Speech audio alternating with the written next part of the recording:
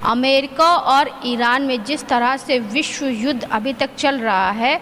नमस्कार, मैं अर्चना और आप देख रहे हैं हंगामा टाइम। जिस तरह से प्रधानमंत्री ने देशवासियों से अपील करी है, पेट्रोल का कम से कम इस्तेमाल करें, सोना ना खरीदें और कच्चे तेल का भी कम इस्तेमाल करें, तो आम जनता के ऊपर वैसे भी महंगाई का बोझ डला हुआ है और महंगाई के बोझ के तले वो दबा हुआ है। लेकिन इस समय जो सबसे बड़ी बात है, मुद्दे की जो बात है, प्रधानमंत्री जी ने जो सबसे अपील करी है, सोना ना खरीदे, डीजल और पेट्रोल का इस्तेमाल कम करें और कच्चे तेल का भी इस्तेमाल कम करें। अगर किसी को बड़ी यात्रा करना है तो वो उस यात्रा पर रोक लगाए। लेकिन सबसे बड़ी मुद्दे की बात ये है कि ईरान और अमेरिका का तो युद्ध जो है काफ़ी दिनों से चल रहा है। बंगाल के चुनाव हुए, तमिलनाडु के चुनाव हुए, जहाँ पे सभी नेता मंत्रियों की लाखों करोड़ों गाड़ियाँ प्रचार प्रसार के वाहन के रूप में काम उन्होंने किया और डीजल और पेट्रोल का खूब इस्तेमाल किया। लेकिन सबसे बड़ी मुद्दे की बात यह है कि जब जहां चुनाव ख़त्म होता है, वहीं पे नेता और मंत्रियों को आम जनता का हित याद आता है और आम जनताओं की सुविधाओं में कटौती करना याद आता है, क्योंकि उनकी जो सारी चीज़ें होती हैं वो हो चुकी होती हैं। चुनाव का प्रचार प्रसार हो चुका होता है, बीजेपी हो, चाहे कांग्रेस हो, चाहे सपा हो, चाहे भाजपा हो और चाहे बसपा हो, वो अपना चुनाव। लेकिन उसके बाद जब इस तरह से अनाउंसमेंट होता है या इस तरह से जनता से अपील करा जाता है, तो हमारे साथ में आदर्श समाज पार्टी के राष्ट्रीय अध्यक्ष चंद्रपाल जी हैं, तो उनसे हम बात करेंगे। प्रधानमंत्री जी की, नरेंद्र मोदी जी ने जो इस तरह से जो अपील करी है कि सभी देशों से सोना ना खरीदें, पेट्रोल डीजल का कम इस्तेमाल करें, कच्चे तेल का इस्तेमाल कम करें, तो इस अपील के बारे में वो क्या कहना चाहेंगे? देखिए, माननीय प्रधानमंत्री जी तो हमारे सर्वे सर्वा हैं देश में। जो उनके मुंह से निकली हुई बात माना जाता है कि सर्वमान्य है और इसलिए वो ऐसे स्टेटमेंट देते रहते हैं। आपने बहुत अच्छी बात उठाई है और मुद्दा बहुत अच्छा है कि जब इलेक्शन के समय में जो खर्चा होता है और हर एक गाड़ियाँ चल रही हैं, कोई बंदिश नहीं उनके पास कितना चल रहा है, कितना सरकारी काम से दिखाएंगे, सरकारी काम से जा रहे हैं और खर्चा करेंगे अपना उसमें इलेक्शन के पॉइंट ऑफ व्यू से प्रचार करने के लिए। हम आप इस बात को उठाते रहे हैं कि आप इलेक्शन के समय पे जो भी है वो सरकारी कार्रवाई मन दिखाइए, सरकारी कारगुजारी मन दिखाइए, जिससे कि वो मालूम नहीं पड़ पाता कि वो वास्तव में सरकार के उसके कारगुजारी को सम्मिलित किया गया है कि नहीं किया गया है। तो काम करेंगे सरकार के नाम से और काम करेंगे उसका इलेक्शन का या अपनी पार्टी का प्रचार करेंगे, तो ये आपत्तिजनक होती है, मगर कोई सुनने वाला नहीं है। ये बात सही है, क्योंकि ईरान और अमेरिका का युद्ध तो इतने दिनों से चल रहा है, सभी को मालूम है, सब बर्बाद हो गए इलेक्शन। हाँ, क्योंकि इलेक्शन तमिलनाडु का हुआ, असम का हुआ, वेस्ट बंगाल में। प्रधानमंत्री को तो खुद ही जो बड़े हिस्सेदारी ले रहे थे, उसमें लोगों को समझा रहे थे, आगे बढ़ा रहे थे, लोग कन्विंस भी हो रहे थे कि हमारे प्रधानमंत्री जी अपना अच्छा काम कर रहे हैं और चलेंगे, और इनकी तारीफ है, खूब लाखों आदमी उनको सुनने आते थे। मगर उस समय भी व्हीकल्स जनता के द्वारा प्लस नेताओं के द्वारा जो खर्चा हो रहा था, उस पर कोई निगाह नहीं रखी जा रही थी, कोई छूट नहीं। प्रधानमंत्री को प्रचार में इतने प्रचार प्रसार के लिए आज जाने की आवश्यकता कि हम पहले बोल चुके हैं। अरे भाई, एक बार प्रधानमंत्री जैसे जो नरेंद्र मोदी टाइप के मशहूर प्रधानमंत्री होने एक बार कह दिया, भाई ये नहीं होना चाहिए, केवल अकेले जो है एमएलए एमपी के माध्यम से अपने क्षेत्र में प्रचार करें, बाकियों को ज़रूरत नहीं। और फिर प्रचार करने के लिए भी हमने रास्ता बताया कि आप एक प्लेटफॉर्म बनाइए, उसमें सारे कैंडिडेट को कंस्टिट्यूंसी वाइज बुला लीजिए और बुलाने के बाद अपनी बात रखें सब लोग, और उससे जनता को कन्विंस होगी, उसको वो वोट देंगे। ये सबसे सरल रास्ता है एक्सपेंडिचर कम करने का, क्योंकि बड़े बड़े दौरे हो चुके हैं, अब छोटे छोटे दौरों पर रोक लगाई जा रही है। अब वो यही तो कह रहा हूँ, ये तो अजीब से लगता है, हमें भी अजीब से लगा कैसे उन्होंने अचानक कैसे बोल दिया। मगर प्रधानमंत्री खुद ही नहीं करते, उनके तमाम सलाहकार बैठे हैं, वो सलाहकार जो है उनकी विद्वता पे क्वेश्चन मार्क है कि कैसे उन्होंने ये इस तरह के देखते हुए कोई जवाब दिया कि आप कटौती करिए, ये करिए, तो अचानक जनता परेशान हो जाएगी, भीड़ फिर इकट्ठी होने लगेगी। उस समय भी हो रही थी, जब युद्ध चल रहा था तब देखा नहीं था, हर तरह के एक्यूट शॉर्टेज हो रही थी, तो मारा मारी होने लगती है फिर हिंसा भी बढ़ती है, भड़कती है। तो ये इस तरह स्टेटमेंट तो देश में कहीं ना कहीं महंगाई का संकट जो है डोल रहा है। महंगाई का संकट तो होना ही है, क्योंकि जब इतना के होगा और अब बहुत ज़्यादा होगा। ये महंगाई तो वैसे भी चरम सीमा पे है। जो 500 से 600 रुपए में गैस मिलती थी, अब वो 1000-1200 रुपए में मिल रही है। लोगों का जो होटल लोग चला रहे, कमर्शियल काम जो कर रहे, जिनके यहाँ पे कमर्शियल गैस है, उनको गैस ही नहीं मिल रही है। शादी हो रही है तो शादी में, जहाँ पर लोगों की शादी में भी कटौती हो रही है, लोगों को गैस वहाँ नहीं मिल रही है, शादियाँ रुक रही हैं। नहीं, बिल्कुल आप व्यवहारिक रूप से बात कह रहे हैं, बहुत अच्छी बात है, ज्ञान की बात है कि इस बात को गंभीरतापूर्वक सोचा जाना चाहिए था। हमारे साथी लोग भी बैठे हैं वहाँ पर सलाह देने वाले, उनको दिखाई नहीं दे रहा था कि जब युद्ध चल रहा था उस बीच में क्या हालत थी। हम लोग भी डरे हुए थे कि कभी भी कोई भी भारत की तरफ भी लोग इंडिया पाकिस्तान के तरफ भी जोड़ सकते हैं, क्योंकि पाकिस्तान जिस तरह से हरकतें कर रहा था और बुला रहा था बार बार उनको, प्रेसिडेंट अमेरिका को, तो लगता था कि किसी तरह हम लोगों को भी पार्टी बना दिया जाए। खैर बच गए हम उससे।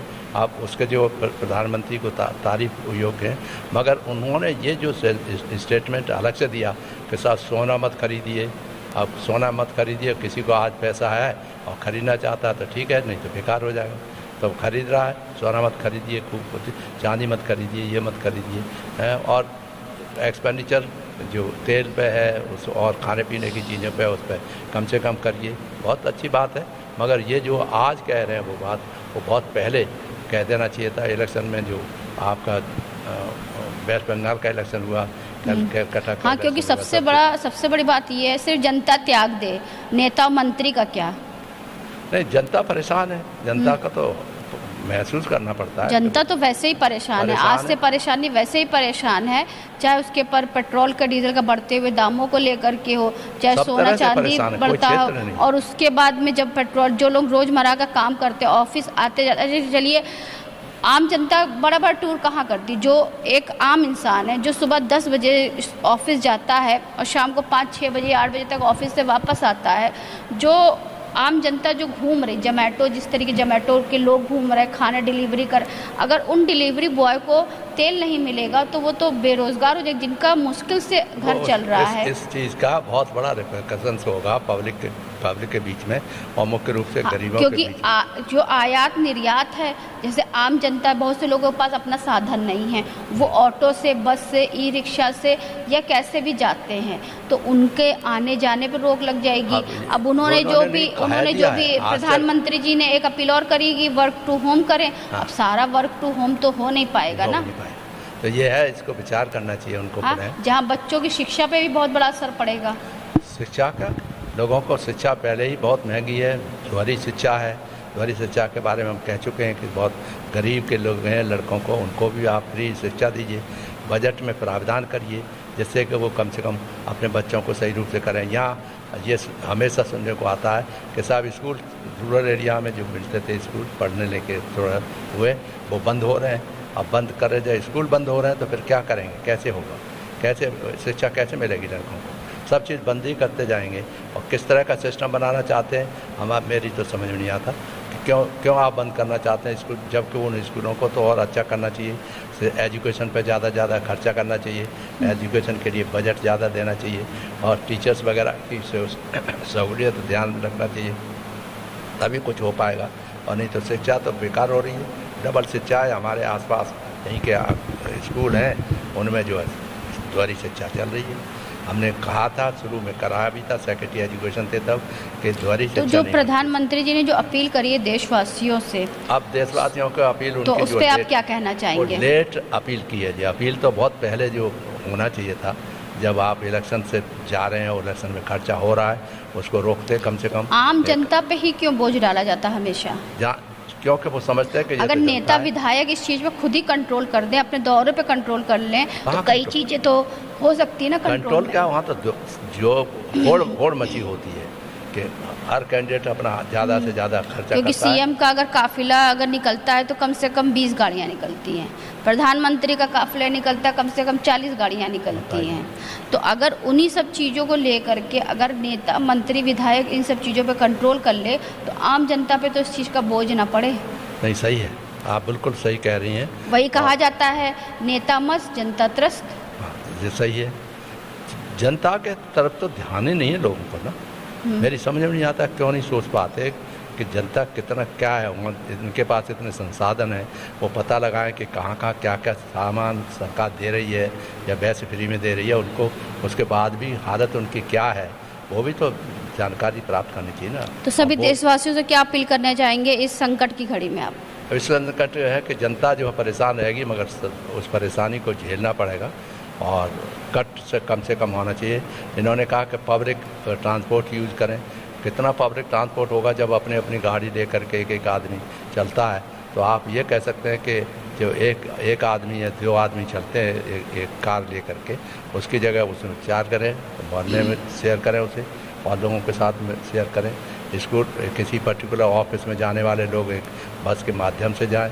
ये सही है, प्रैक्टिकल तो बात सही है अगर प्रैक्टिकली कर पाए, नहीं तो मैं समझता हूँ कि ये जो बहुत सी बातें होती हैं जैसे तो आत्मनिर्भर भारत बनते बनते कहीं ना कहीं जो है उसका आत्मनिर्भर बनना ही जो है रुक जाएगा। अभी आप देखिएगा कुछ दिनों के बाद बहुत बड़ी भयंकर स्थिति पैदा होगी, क्योंकि कारों से चलने वाले लोग जो उसे जाएंगे तो परेशानी होगी, बसों में चलेंगे तो वहाँ बसें टाइम पे नहीं होंगी और इधर जो ऑफिस में आने वाले लोगों को देरी होगी कुछ होगी तो उनके ऊपर भी धंधा चलेगा।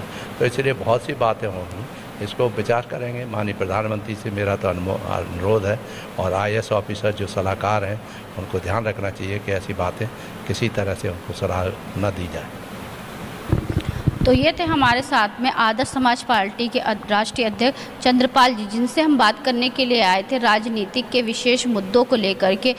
प्रधानमंत्री नरेंद्र मोदी जी के द्वारा जिस तरह से अपील करी गई है, सोना ना खरीदे, डीजल पेट्रोल का कम इस्तेमाल करें, कच्चे तेल का कम इस्तेमाल करें। लेकिन सबसे बड़ा सवाल ये है कि रैलियां ख़त्म हो गई, चुनाव ख़त्म हो गए, उसके बाद प्रधानमंत्री जी को याद आया कि डीजल और पेट्रोल का इस्तेमाल कम करें और कुछ ही दिन में उन्होंने ये भी ऐलान कर दिया कि अगर जितना भी हो सके वर्क फॉर होम करें, जिससे जो है डीजल पेट्रोल का कम से कम इस्तेमाल करें। लेकिन नेता विधायक की जब रैलियां होती हैं, हज़ारों लाखों की तादाद में गाड़ियां निकलती हैं, तब प्रधानमंत्री जी को याद नहीं आया था कि डीजल और पेट्रोल को लेकर के उनको ये चीज़ सोचना चाहिए।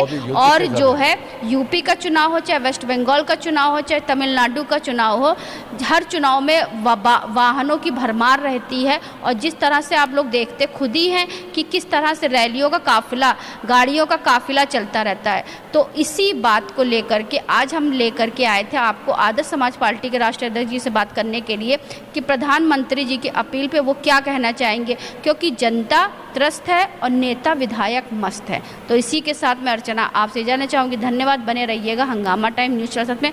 ऐसे ही हम आपको राजनीतिक मुद्दों पर खास बातचीत करते रहेंगे। हंगामा टाइम्स की तमाम खबरों को देखने के लिए हंगामा टाइम्स को सब्सक्राइब कर लीजिए और बेल आइकन दबा लीजिए। अगर आपको ये वीडियो अच्छा लगा हो तो लाइक बटन प्रेस कर अपनी प्रतिक्रिया हमारे कमेंट बॉक्स में देना मत भूलें।